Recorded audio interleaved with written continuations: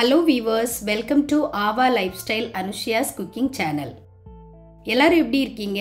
எல்லாரும் ஹெல்தியா ஹாப்பியா இருங்க. இதுவரைக்கும் என்னோட சேனலை சப்ஸ்கிரைப் பண்ணாதவங்க கண்டிப்பா சப்ஸ்கிரைப் பண்ணுங்க. இன்னைக்கு நம்ம பார்க்க போற ரெசிபி பாயில்ட் எக் ஃப்ரை. இது நார்மலா எல்லாரும் செய்யறது தான். நான் எப்படி செய்வேங்கிறத உங்க கூட ஷேர் பண்றேன். இப்போ இதுக்கு தேவையான இன்கிரிடியன்ட்ஸ் என்னென்ன, இது எப்படி செய்யறதுன்னு நான் உங்களுக்கு சொல்றேன். இந்த பாயில்ட் எக் ஃப்ரை பண்ணுறதுக்கு நான் ஒரு 7 எக் எடுத்திருக்கேன். அதை நல்லா பாயில் பண்ண வச்சுருக்கேன். எக்கு பாயில் பண்ணும்போது நீங்கள் அந்த தண்ணியில் ஒரு 1/2 டீஸ்பூன் சால்ட் சேர்த்துக்கங்க.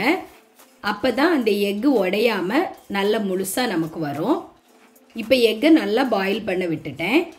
ஒரு 15 to 20 மினிட்ஸ் அது நல்லா பாயில் ஆகட்டும். இப்போ நம்மளோட எக் ரெடி ஆயிடுச்சு. அதோட ஷெல்லெல்லாம் எடுத்து நான் க்ளீன் பண்ணி வச்சுருக்கேன். இப்போ இந்த எக்கை 2ஆக கட் பண்ணிக்கலாம். அப்போ தான் நாம் ஃப்ரை பண்ணுறதுக்கு அது நல்லாயிருக்கும். அதனால் நாம் பாயில் பண்ணி வச்சுருந்த அந்த 7 எக்கையும் நான் 2ஆக கட் பண்ணி எடுத்து வச்சுருக்கேன். இப்போ இது எப்படி ஃப்ரை பண்ணுறதுன்னு பார்க்கலாம். அதுக்காக ஒரு நான்ஸ்டிக் தவா எடுத்திருக்கேன்.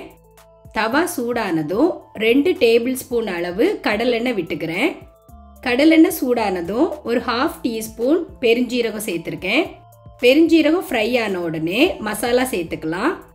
மஞ்சள் தூள் 1/4 டீஸ்பூன், மிளகாய் தூள் 1 டீஸ்பூன், காஷ்மீரி மிளகாய் தூள் 1/2 டீஸ்பூன், மிளகு தூள் 1/2 டீஸ்பூன், சீரகத்தூள் 1/4 டீஸ்பூன், பெருஞ்சீரகத்தூள் 1/4 டீஸ்பூன், உப்பு தேவையான அளவு. இப்போ இந்த மசாலாவை அந்த ஆயில்லையே நல்லா மிக்ஸ் பண்ணிக்கலாம்.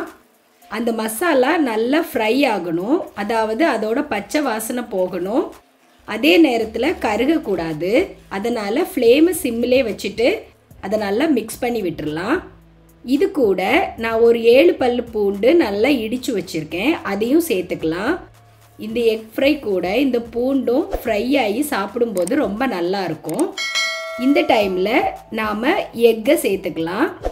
நாம் கட் பண்ணி வச்சுருந்த அந்த எக்கை ஒன்றா கவனமாக அதில் ஆயிலில் சேர்த்துக்கலாம்.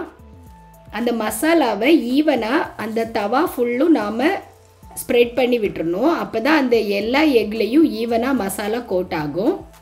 இந்த டைமில் கொஞ்சம் கருவேப்பிலை சேர்த்துக்கிறேன். ஒரு 2 to 3 மினிட்ஸ் விட்டுடலாம். அப்போவே அந்த எக்கோட ஒரு சைடில் நல்லா ஃப்ரை ஆகிடும். இப்போ நாம் அதை திருப்பி விட்டுடலாம். ஈவனாக எல்லா பாகத்தையும் நல்லா திருப்பி விட்டுடலாம். இப்போ பாருங்கள், அடுத்த சைடும் நல்லா ஃப்ரை ஆயிடுச்சு. ஃப்ளேம் ஆஃப் பண்ணி நான் எக்கை எடுத்து வச்சுட்டேன். நம்மளோட பாயில்ட் எக் ஃப்ரை ரெடி ஆயிடுச்சு. இப்போ நான் அதை சர்விங் பவுலுக்கு மாற்றுறேன். ரொம்ப ஈஸியான ரெசிபிங்க. ஆனால் வெறுமையாக பாயில்டு எக் கொடுக்கும்போது குழந்தைங்க சாப்பிட மாட்டாங்க. அதனால் இந்த மாதிரி ஃப்ரை பண்ணி நாம் கொடுக்கும்போது அவங்க நல்லா ஆர்வமாக சாப்பிடுவாங்க. அதே சமயத்தில் அது நல்ல டேஸ்ட்டாகவும் இருக்கும். ஆல்ரெடி நீங்கள் பாயில்டு எக் ஃப்ரை பண்ணுறவங்களா இருந்தாலும் இந்த மெத்தடில் அடுத்த முறை நீங்கள் ஃப்ரை பண்ணி பாருங்கள்.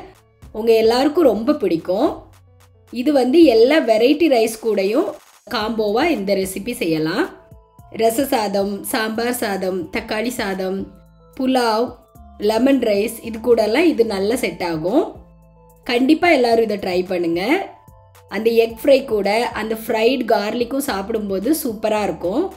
ரா ஆனியனும் உங்களுக்கு கட் பண்ணி வச்சுருக்கேன். இது கூட அதுவும் சேர்த்து சாப்பிடும்போது ரொம்ப நல்லாயிருக்கும். அதனால தான் நான் அதை ரவுண்டாக உங்களுக்கு அதை டெக்கரேட் பண்ணி வச்சுருக்கேன். நீங்கள் பாயில்டு எக் சாப்பிடும்போது அது கூட அந்த ரா ஆனியனும் சாப்பிட்டு பாருங்கள், சூப்பராக இருக்கும். கண்டிப்பாக உங்களுக்கு இந்த ரெசிபி பிடிச்சிருக்கும்னு நினைக்கிறேன். இது வரைக்கும் என்னோட சேனலை சப்ஸ்கிரைப் பண்ணாதவங்க கண்டிப்பாக சப்ஸ்கிரைப் பண்ணுங்கள்.